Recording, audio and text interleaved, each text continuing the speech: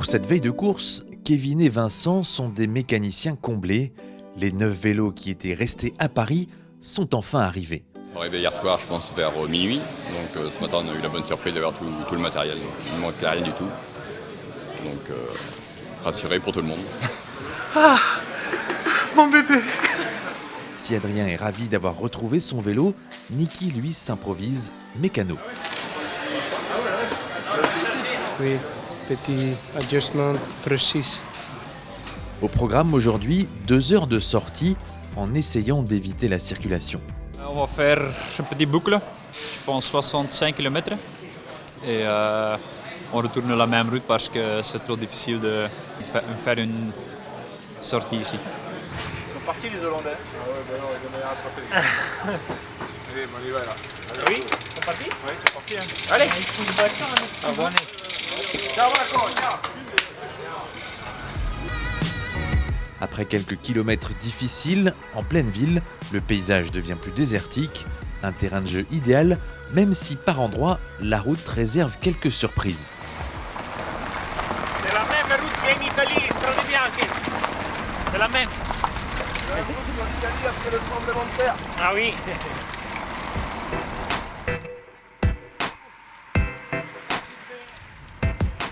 Avec ses 5 étapes, le Saudi Tour est synonyme de reprise pour la plupart des coureurs présents ici. Une course sous le soleil qui constitue un retour à la compétition idéale. C'est vrai que ça change un peu les habitudes. On a Damien Godin qui a repris autour du Gabon la semaine, il y a 10 jours maintenant. Donc c'était un peu la même configuration avec la chaleur.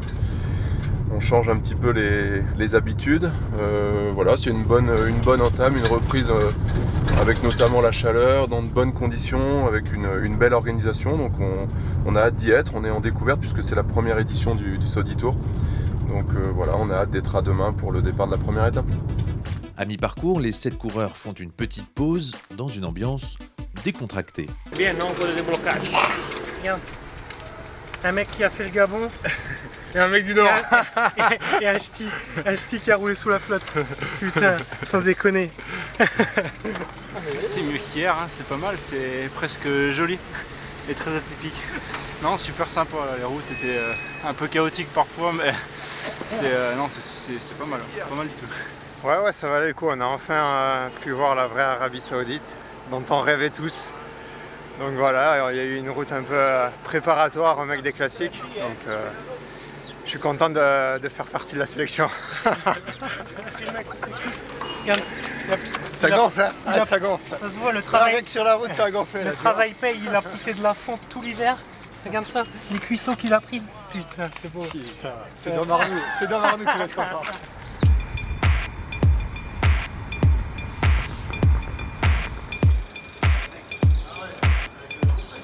À peine arrivé à l'hôtel, c'est devenu un réflexe.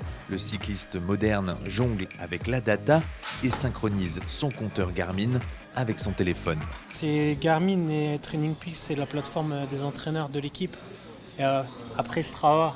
Mais bon, Strava ici, je suis pas sûr qu'il repère forcément les routes. Non, mais c'est un réflexe, c'est qu'on met la mise à jour directement et puis comme ça le met sur la plateforme de l'équipe. Puis au quotidien, on peut faire en fin d'année un point sur les kilométrages de la saison. Mon vélo, c'est parfait.